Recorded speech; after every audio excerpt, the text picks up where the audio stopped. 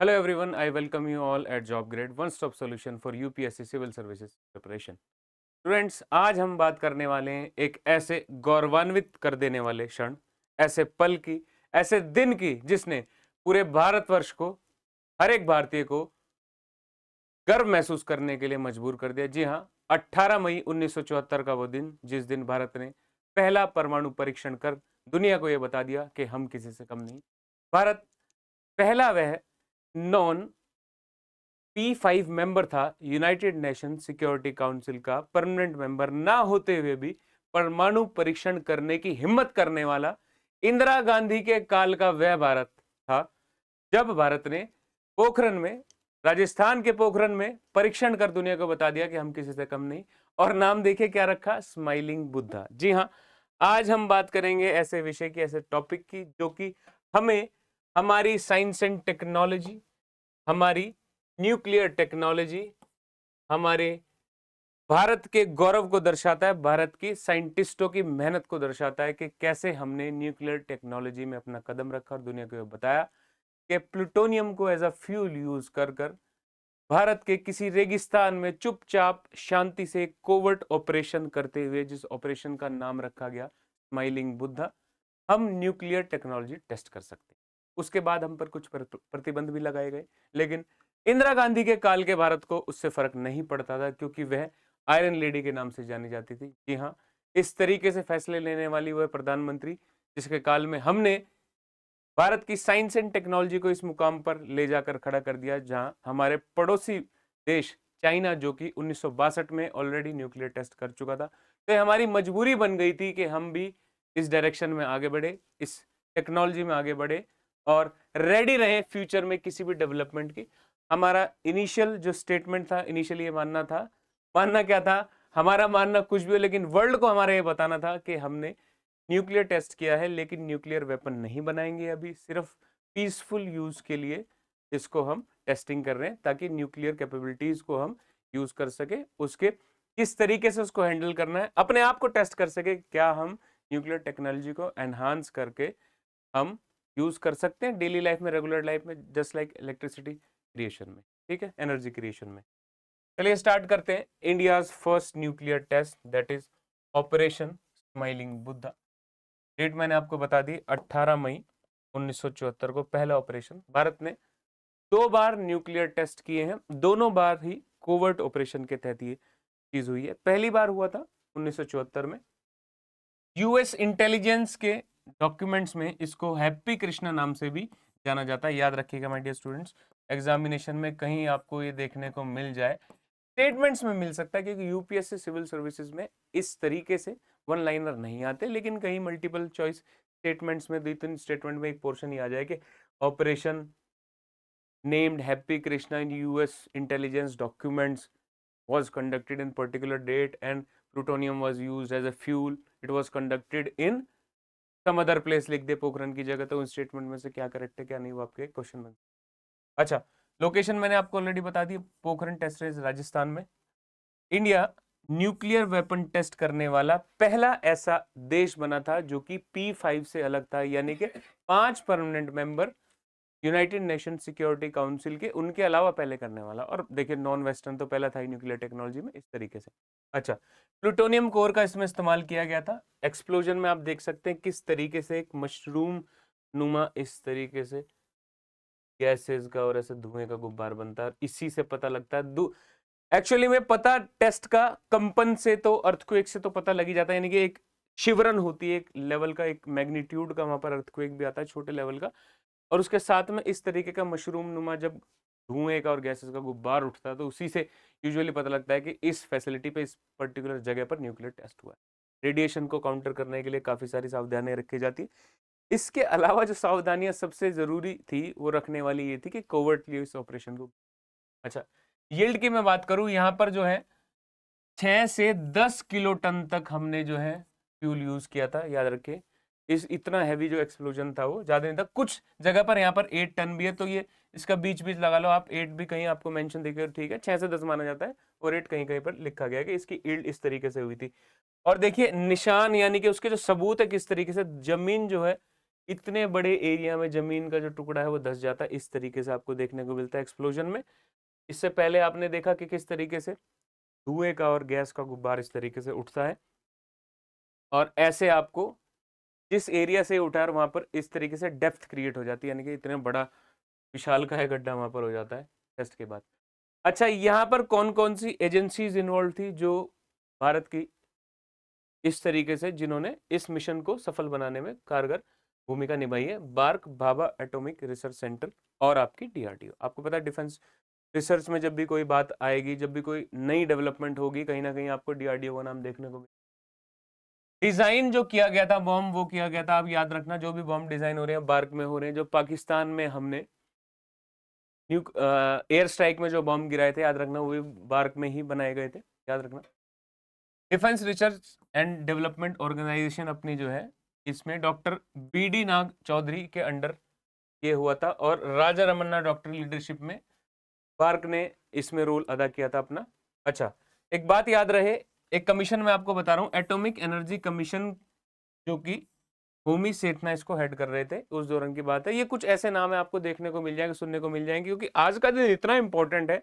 आज से 51 साल पहले ये घटना हुई थी, और आज भी हम उसको याद करते हैं तो वी फील प्राउड। जैसे कि आपने अभी देखा ऑपरेशन सिंदूर में किस तरीके से डिफेंस कैपेसिटी हमने दिखाई, एरियल आपने सुपीरियोरिटी दिखाई पाकिस्तान को। उस दौर को याद करो जब भारत की इकोनॉमी इतनी अच्छी नहीं थी, तो युद्ध हो चुके थे 1962 में चीन के साथ, और 1965 में पाकिस्तान के साथ, फिर 1971 में दोबारा तीसरा पाकिस्तान के साथ, जिसमें कि हमने पाकिस्तान के विभाजन कर कर एक नया देश बांग्लादेश बना दिया। उसके बाद जाकर ये घटनाक्रम होना, और अपनी साइंस एंड टेक्नोलॉजी को अपने देश की सुरक्षा व्यवस्था के लिए कितनी बड़ी चीज थी कि वी आर रेडी। भले ही 3 युद्ध क्यों ना हो गए हो, अभी अभी इंदिरा गांधी ने एक देश का विभाजन किया और अलग से बांग्लादेश बनाया है। हमारी फौज ने इतने बढ़िया लड़ी है, हमारी रॉ की भूमिका मारेगी। अब यहाँ पर हमारे साइंटिस्ट का कारनामा था, उन्हें दिखाना था कि हम क्या कर सकते हैं। ठीक है, as a nation, as a citizen, कितने प्राउड करने वाला ये बात है, ये दिन है। 51 साल इस बात को होगा। ठीक है, की मटेरियल्स जो है याद रखिएगा, न्यूक्लियर रिएक्टर जो है कनाडा से इंपोर्टेड था, और जो हैवी वाटर की फैसिलिटी थी वो यूएस से थी। पर यूएस को नहीं पता था कि इसका यूज किस तरीके से, क्या हम टेस्टिंग कर रहे हैं या फिर उसको एनहांस कर रहे हैं और चीज बना रहे हैं, नहीं पता लगने दिया।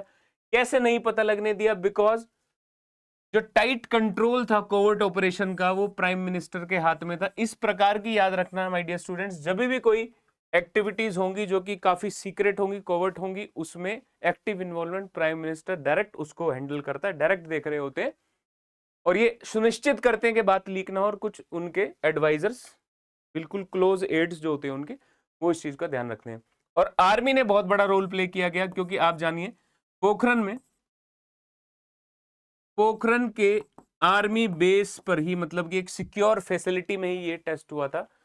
और दूसरा टेस्ट जो हुआ था मिशन शक्ति, वो भी पोखरन में ही हुआ था, उसमें भी आर्मी की बहुत बड़ी भूमिका। साइंटिस्ट जो थे वो कैमोफ्लाज, जो आर्मी की ड्रेस होती है, उसको पहन करके ऑपरेशंस करते थे, और नाइट में ही करते थे।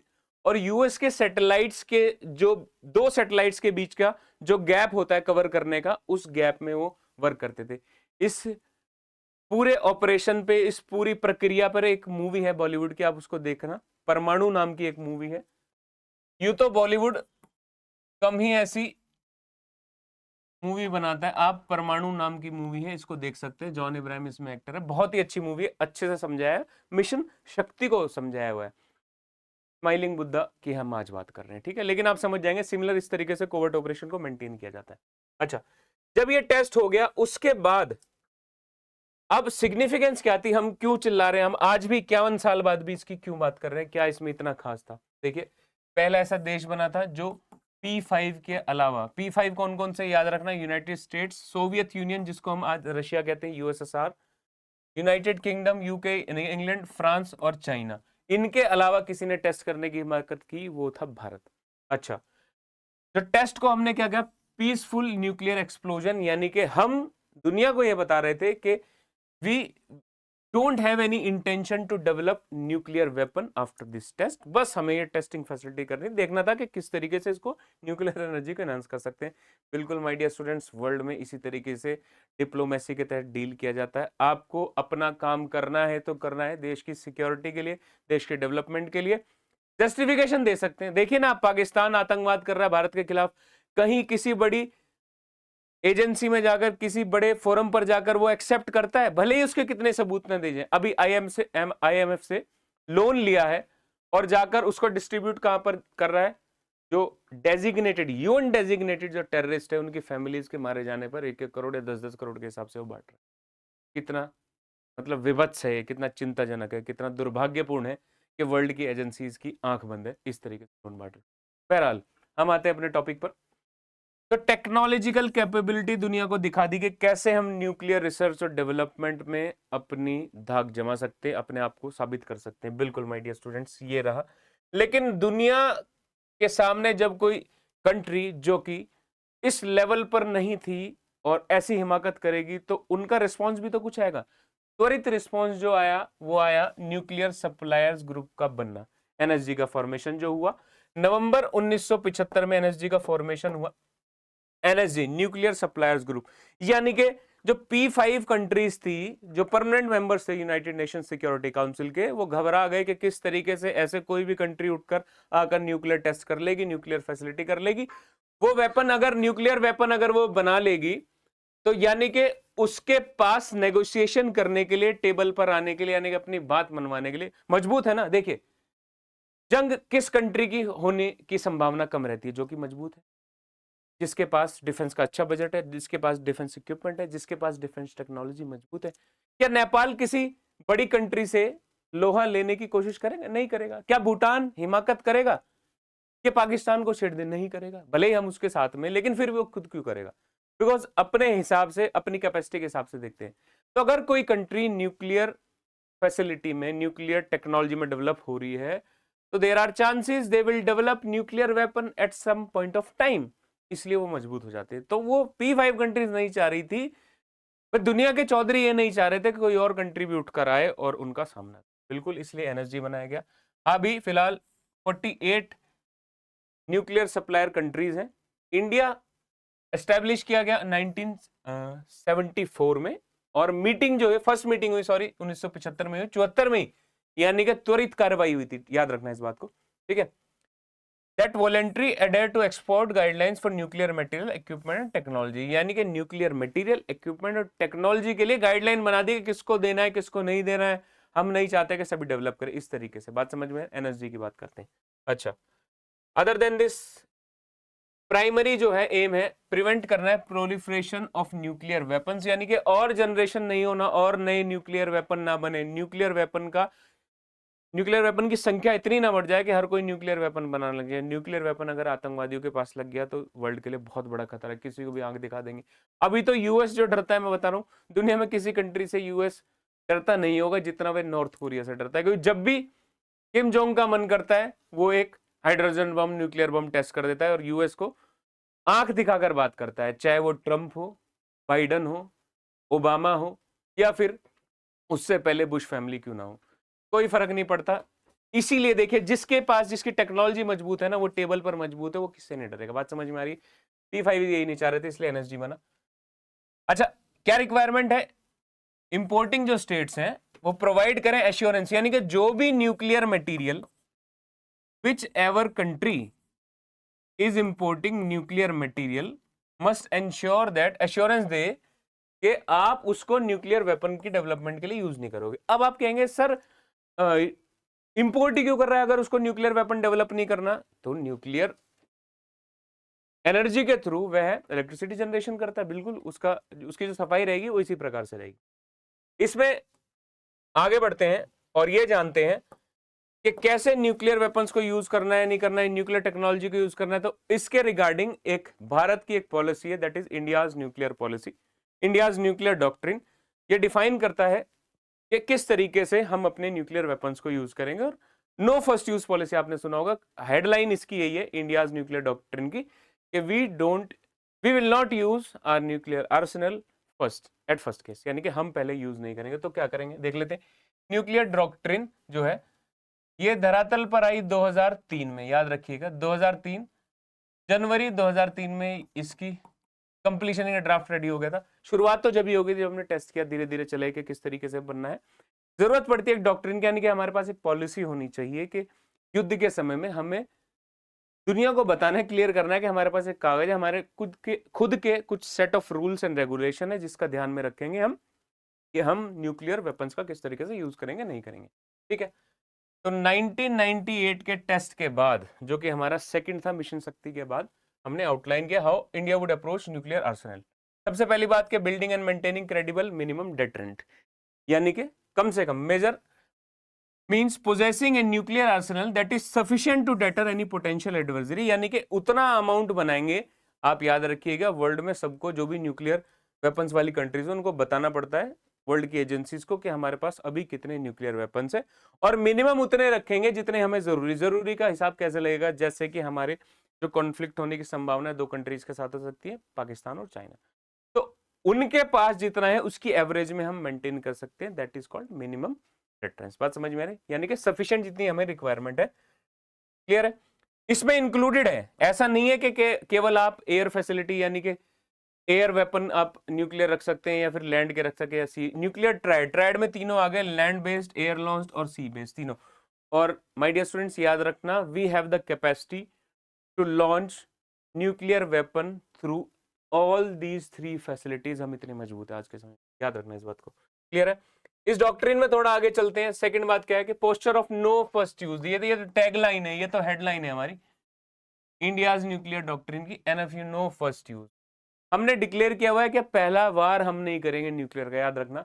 वो अभी जो किराना हिल्स में आप देख रहे हैं इत्तेफाक से वो हो गया है, बिकॉज यूजुअली क्या होता है इंडिया और पाकिस्तान एक दूसरे के साथ अपने न्यूक्लियर आर्सेनल्स यानी कि न्यूक्लियर जो आपकी फैसिलिटीज है, जो न्यूक्लियर वेपन्स की जो आपने रख रखाव है उसके कोऑर्डिनेट शेयर करते हैं, ताकि कैसा भी कॉन्फ्लिक्ट हो, जो कन्वेंशनल वॉरफेयर अभी जो चली थी, भले एयर वॉरफेयर है, कन्वेंशनल मतलब नॉन न्यूक्लियर वॉरफेयर है, तो इस दौरान गलती से कहीं ऐसा अटैक ना हो जाए जो कि न्यूक्लियर फैसिलिटी को हिट कर दे और उससे क्या हो जाए, रेडिएशन का खतरा हो जाए, इसलिए कोऑर्डिनेट शेयर करते हैं। लेकिन पाकिस्तान इस मामले में बिल्कुल भी निकम्मा है, उसने क्या पता ऐसा हुआ है, क्योंकि अभी रेडिएशन की जांच भी हो रही, बहुत सारी चीजें होती है, हवा में दब जाती हैं, बातें दब रही है, लेकिन बिना आग के धुआं नहीं उठता। याद रखना स्टूडेंट्स, ये बात अगर उठी है तो कहीं ना कहीं भारत की एयर स्ट्राइक में किराना हिल्स में प्रेजेंट फैसिलिटीज में न्यूक्लियर आर्सेनल कहीं ना कहीं हिट हुए, परेशानी हुई, दिक्कत कुछ ना कुछ हुई है।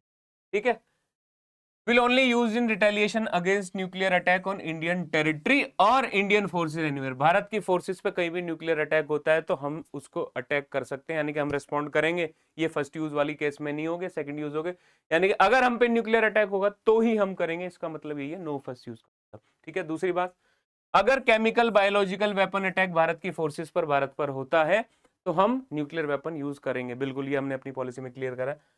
Non use of nuclear weapon against non nuclear weapon state, यानी कि जो ऐसी कंट्री है जिसके पास न्यूक्लियर वेपन नहीं है, हम उसके ऊपर न्यूक्लियर वेपन नहीं यूज करेंगे। बात समझ में आ गई, ये कुछ डिटेल्स है आपको पता होनी चाहिए। आज 51 साल पूरे हो रहे हैं इस बात को, तो हमें अपनी डॉक्ट्रिन को भी देखना है किस तरीके से। Nuclear retaliatory attack can only be authorised by the civil political leadership. अब भारत में क्या है कि फौज डिसाइड नहीं करेगी कि न्यूक्लियर वेपन इस्तेमाल करना है या नहीं करना है, the civil political leadership will decide that this is the right time or not to use nuclear weapon in particular conflict। बात समझ में आ गई, यहां पर चीज क्लियर है। न्यूक्लियर कमांड अथॉरिटी होती है, याद रखिएगा।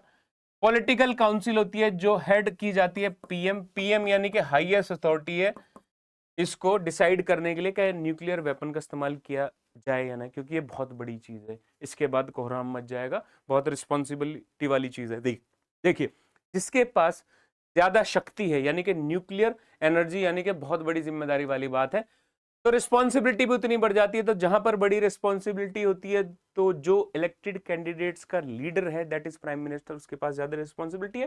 Nuclear command authority headed by prime minister of India authorise करता है न्यूक्लियर वेपन को। अच्छा, एग्जीक्यूटिव काउंसिल भी यहां पर होती है जो कि एनएसए नेशनल सिक्योरिटी एडवाइजर इसमें होता है, यानी कि पीएम और एनएसए इन्वॉल्व होंगे क्या हमें न्यूक्लियर वेपन यूज करना है नहीं करना है, that is our political council, ये डिसाइड कर रही है।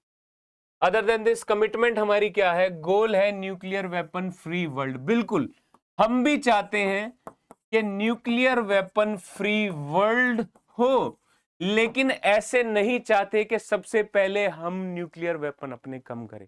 अगर P5 कंट्रीज ने न्यूक्लियर वेपन डेवलप करे हैं, उसके बाद उन्होंने इस प्रकार की ट्रिटीज वगैरह साइन करवाने की दुनिया में कोशिश करी है कि कोई और ना बनाए, कोई और ना बनाए, तो जो शुरुआत होगी न्यूक्लियर वेपन को कम करने की वो सभी से होगी, उन P5 कंट्रीज को, उन बिग कंट्रीज को, उन G7 कंट्रीज को भी ये चीज ध्यान में रखनी होगी कि आपको भी न्यूक्लियर वेपन कम करने होंगे, तभी हम करेंगे। हम तो चाहते हैं बिल्कुल, जब सब करेंगे तो हम भी करेंगे। लॉन्ग टर्म गोल है यूनिवर्सल न्यूक्लियर डिसआर्मामेंट का। डिसआर्मामेंट यानी कि न्यूक्लियर वेपन कम करना। बात समझ में आ गई? We are committed for that. अच्छा, बात ये समझ में आ गई है हमें कि हम कमिटेड हैं सब के लिए। लेकिन माय डियर स्टूडेंट्स, हम दुनिया में जितनी भी यूनाइटेड नेशन या अदर एजेंसीज द्वारा जितनी भी ट्रीटीज हैं, उन सबके सिग्नेटरी नहीं है, because they are discriminatory at some point. अगर P5 ने डेवलप कर लिया तो खुद ही मिलके वो एक पॉलिसी बना रहे हैं, फिर एक फॉरम बना रहे जिसमें कह रहे कि एक ट्रीटी साइन कर लेते हैं कि कोई और नहीं बनाएगा, तो हमने सभी को नहीं माना। वन बाय वन उसको देखते हैं, क्विकली इस सेशन को खत्म करते हैं। बहुत ही मजेदार ये इन्फॉर्मेशन मैं आपको बता रहा हूँ, आपके सिविल सर्विसेज एग्जामिनेशन के प्रीलिम्स, मेंस या इंटरव्यू फेज में कहीं भी आपको ये काम आ सकती है। बहुत ही इंपॉर्टेंट सेशन है, 51 साल पूरे हो रहे हैं उस स्टेटस इंटरनेशनल ट्रीटीज और न्यूक्लियर वेपन्स को लेकर अबाउट। सबसे पहले आती है हमारे पास एनपीटी, जो कि 1968 में साइन की गई थी। देखिए, जब तो हमने टेस्ट भी नहीं किया था तो कोई केस नहीं बन सकता, लेकिन क्या बात थी, हमने उसके बाद भी डिक्लाइन किया टेस्ट के बाद के NPT, non proliferation treaty, nuclear non proliferation treaty को हमने साइन नहीं किया 1968।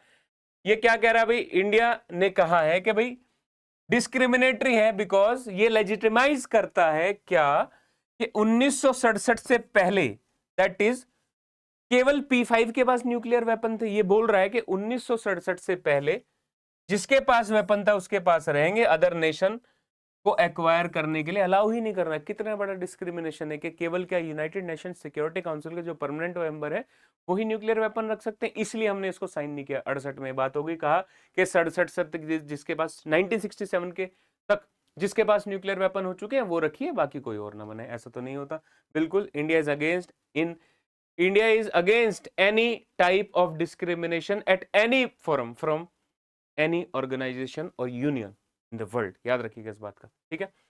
नॉन डिस्क्रिमिनेटरी होगा तभी हम इसको साइन करेंगे, बिल्कुल एडवोकेट करते हैं हम यूनिवर्सल और नॉन डिस्क्रिमिनेटरी किसी भी चीज को। एक और आता है CTBT, that is comprehensive nuclear test ban treaty 1996 में। जब तक हम दो हम न्यूक्लियर टेस्ट कर चुके हैं, ठीक है, 98 में भी कर चुके हैं और उससे पहले भी कर चुके हैं। बिल्कुल नहीं साइन किया CTBT। इसमें भी इसी प्रकार की कुछ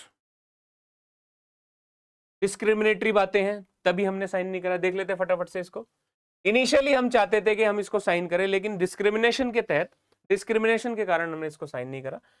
इनिशियल चाहते थे, डिस्कशन हुई, जब बाद में हमने अपना स्टांस जो है शिफ्ट किया और हमने कहा कि ये लिंक है बिल्कुल time bound framework for the complete elimination of nuclear weapon. नहीं लिंक है, यानी कि इसमें बिल्कुल टाइम बाउंड फॉर्मेशन है ही नहीं। नॉन प्रोलिफरेशन की बात कर रहे हैं, यानी कि आपको न्यूक्लियर आर्मामेंट अपना कम करना है, न्यूक्लियर आर्सेनल कम करना है, लेकिन उसमें फिक्स टाइम फ्रेम है ही नहीं। बाकी को आप बनाने नहीं दोगे। अपने वेपन कम कब करने हैं, कब धीरे धीरे आप डिस्ट्रॉय करोगे, उनको नलिफाई करोगे, डिफ्यूज करोगे, आपने बिल्कुल भी टाइम फ्रेम नहीं रखा। इसलिए, और ये भविष्य, ये फ्यूचर में दिखा भी कि वो अपने बढ़ाए जा रहे हैं और दूसरों को कह रहे थे कि करने नहीं देंगे। दैट इज P5 कंट्री से मैं बात कर रहा हूँ। ट्रीटी जो है वो बिल्कुल डिस्क्रिमिनेटरी थी, इसलिए हमने साइन नहीं किया। कारण क्या भैया, हमारे सिक्योरिटी कंसर्न्स भी है, हमारे एडवर्सरीज भी है, और फ्यूचर का विजन देखते हुए अगर कोई वॉर होती है तो उसके लिए हमारे पास न्यूक्लियर आर्सेनल होना चाहिए ताकि वॉर ना ही हो। बात समझ में आ रही है? जिसके पास न्यूक्लियर आर्सेनल है वो वॉर में, उसके ऊपर वार थोपी भी नहीं जा सकती, क्योंकि दूसरी कंट्री को खतरा रहेगा। Next treaty is our TPNW, that is treaty of prohibition of nuclear weapon. ये थोड़ी सी नई ट्रीटी है 2017 की। भारत इसका भी मेंबर नहीं है। रीजन वही हो गया, मैंने बता रहा हूं, जहां भी डिस्क्रिमिनेशन होगी भारत किसी भी डिस्क्रिमिनेशन का पार्ट नहीं बनेगा। इंडिया बिलीव्स दैट ये ट्रीटी है ये outside the established framework of the conference of डिसआर्मामेंट, यानी कि उस कॉन्फ्रेंस के बिल्कुल फ्रेम है, ढांचे के बाहर है। इस पर किस प्रकार की बात करते हैं कि भारत का हमेशा ट्रेडिशनल स्टांस जो रहा है न्यूक्लियर डिसआर्मामेंट का तो रहा है, लेकिन स्टेप बाय स्टेप होगा। ऐसा नहीं है कि नई न्यूक्लियर कंट्रीज को आप जल्दी से करवा दे, पुराना का धीरे धीरे ही तो करेंगे। न्यूक्लियर एनर्जी की तरफ शिफ्ट कर सकते हैं, उस पोलोनियम को, उस न्यूक्लियर फ्यूल को, यूरेनियम को हम यूज करेंगे, बिल्कुल न्यूक्लियर एनर्जी की तरफ जाएंगे, लेकिन वेपन को धीरे धीरे कम करेंगे, अगर बाकी सब करेंगे तो ही। बात समझ में आ गई my dear students. Last one is Wassenaar Agreement 1996, जो कि भारत ने साइन किया हुआ है। अभी तक आपने देखे मोस्टली हमने साइन नहीं किया, लेकिन वेसनार एग्रीमेंट के हम सिग्नेटरी है। यहां पर बात क्या हो रही है, मल्टीलेटरल एक्सपोर्ट कंट्रोल रिजीम है, जो कि प्रमोट कर रहा है ट्रांसपेरेंसी और ग्रेटर रिस्पॉन्सिबिलिटी। बिल्कुल सबको पता होना चाहिए पर्टिकुलर कंट्री कौन सी कंट्री, क्या ईरान न्यूक्लियर फैसिलिटी बनाना चाह रहा है, तो सबको पता होना चाहिए ना भाई। जो भी कोई नई कंट्री कर रही है, सबको पता होना चाहिए न्यूक्लियर फ्यूल कहां से ले रहा है, किस प्रकार से यह कर रहा है। ईरान के पीछे लगा हुआ इजराइल ने न्यूक्लियर फैसिलिटी का जो है सिस्टम हैक कर कर उसको डिस्ट्रॉय करा, उसको बनने ही नहीं दे रहा है। बात समझ में आ रही है। सपोर्ट कौन कर रहा है, क्या रशिया उसको भेज रहा है या कोई और भेज रहा है ईरान को। बात समझ में आ रही। इन चीजों का आपको ध्यान में रखना होगा। Wassenaar Agreement, we are signatory of the Wassenaar Agreement. Membership reflect करती है कि हमारी जो ग्रोइंग इंटीग्रेशन है इंटरनेशनल एक्सपोर्ट कंट्रोल फ्रेमवर्क में, बिल्कुल भी वांट के कम हो न्यूक्लियर वेपन्स, पर इस तरीके से सब करें।